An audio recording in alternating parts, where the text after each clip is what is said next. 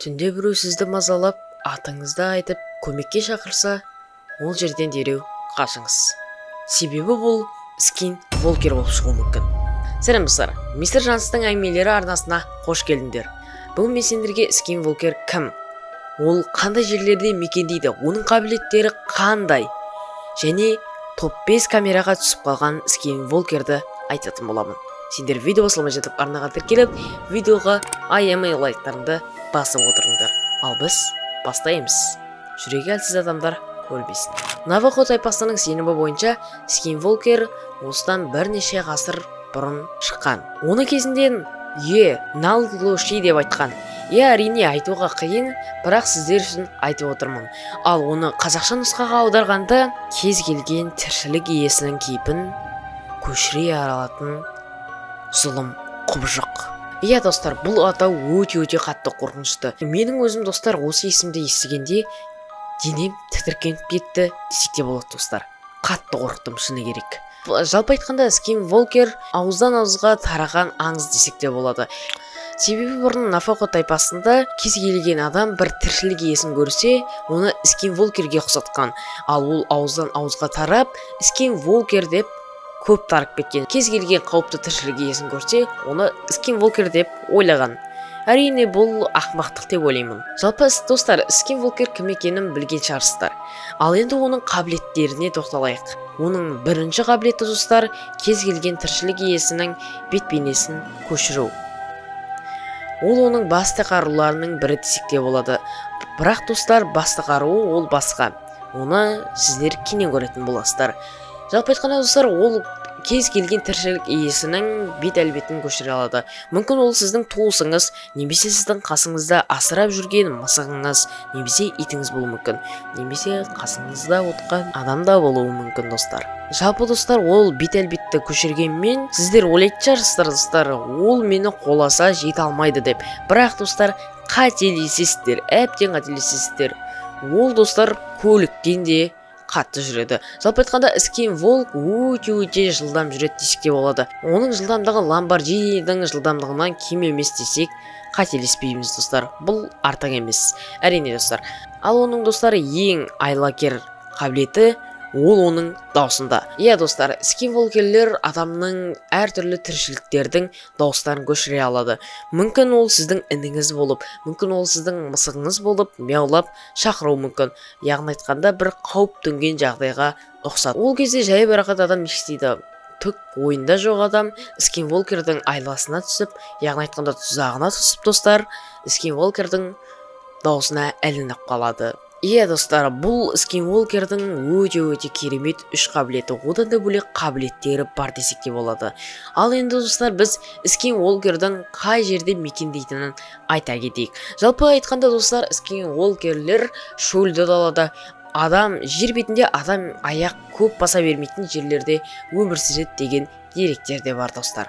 Оның достар нақты мекен етеді-ау деген жерлерін мен қарастырып іздеп көрген болатын. Ал енді оларды атап өтейік. Бұл скин волкермен нені байланыстырады? Жаңа айтып өткеніміздей достар, Навахо тайпасы осы Аризонада бұрында өмір сүрген деген деректер бар. Өздеріңіз білетіндей, скин волкер Навахо тайпасынан шыққан десек те болады. Нью-Мексико. Бұл жерде достар үнді адамдарда мекен етті десек те болады. Яғни айтқанда ежелгі адамдар. Сол деректер бойынша достар скин волкер жайлы аңыздар көп қалдырылған. Яғни айтқанда скин волкер өзінің ізін қалдырып кетті десек те болады. Ал енді достар, Юта штаты.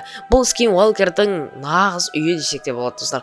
Себебі Ютада өте көп жағдай жасалған, және бұл жерде скин волкердің іздерін де табуға болады. Ал достар, біз скин волкер топ 5 бейнеге түсіп қалған кезге де жеттік. Ал достар, енді жүрегі әлсіздер көрмесін, бірақ лайктарыңды басып, арнаға тіркелуді ұмытпаймыз достар. Ал біз бастаймыз. Бұл жерде достар, иесі үйінде жалғыз, және оның итіне қарасақ, ол өте қорқынышты көздермен иесіне қарап тұр. Әрине достар, бұл көзқарас сіздерді қорқытпайды ма? ойлап көріңіздер достар, сіздер үйлеріңізде жалғызсыздар. Жалпы достар, кейбір жануарлар адамдарға көп қарай бермейді достар, яғни айтқанда тікелей қарай бермейді. Ал бұл ит достар адам сияқты өз иесіне тесіліп қарап тұр. Бұл скинволкер болуы әбден мүмкін достар. Сіздің үйлеріңізде қандай жануар бар? Комментарияға жазып кетейік. Бұл жерде достар камераға түсіп қалған адам кейпіндегі скинволкер. Иә достар, мен жаңағы айтып өткенімдей скинволкер адам кейпіне де ене алады. Мінекей достар, камерада қарасақ бізден екі қызды скинволкер алып кетеді. Әрине достар, бұл жерде сіздер адам деп ойлауларыңыз әбден мүмкін. Бірақ бұл жерде қарап көрдіңіздерші достар, ешқандай физически достар адамның денесі жай адамнан қарағанда 2-3 есе үлкен болмайды достар. Әрине ана камерадағы бейнеге дұрыстап мән берсек, ана жердегі адам өте қатты алып. Бұл жерде достар тағы да бір адам денесіне ауысқан скинволкер. Иә достар, сіздер қателеспейсіздер. Бұл жерде достар студент қыз өзінің үйіне жайғасып жатыр. Және де ұйқыға жатқан болатын. Ал одан кейін достар не болған білесіздер ме? Ол ұйықтайын деп жатқанда біреу оны сығалап тұр. Иә достар, ол үйінде жалғыз, бірақ кенеттен бір дауыстармен оянып кетеді, және оны ашық есікпен тұрған адам кейпіне енген бір құбыжық сығалап тұр. Иә достар, қыз ештеңе демейді. Ол шок күйінде қатып қалып десек те болады, ал скинволкер жай ғана сәлем дейді. Иә достар, сәлем деген сияқты. Қараңыздаршы достар, бейнеге достар дұрыстап мән берейік. Иә достар, қайтадан адам кейпіне енген скинволкер. Бұл жерде достар бір жасөспірім балдар заброшкада жүреді. Және сол заброшканың бір тесігінен қарағанда бір тылсым дүние ана жақта қарап тұрғандай алыстан. Ал енді ол атып жүгіріп келеді достар. Жаңа айтқанымдай достар, скинволкер өте қатты жылдам. Сондықтан ол балаға тез жетіп алуға тырысады. Ал қуанышқа орай достар бала қашып үлгереді. Ал достар ең қорқынышына келіп жетті. Бұл әйелдің достар иті бар. Жалпы айтқанда бұл ит қарапайым ит. Бұл бейнеде достар бұл әйел өзінің итіне командалар береді. Және ит бұлжытпай орындайды. Әрине браво достар, браво. Иті бұлжытпай орындап тұр. Өте керемет. Бірақ бұл жерде ең қорқыныштысы ит ешқашан бұндай командаларды өмірінде үйренбеген. Иә достар, ешқашан өмірінде бұндай затты көрмеген Лаура әпшеміз шок күйінде қалады.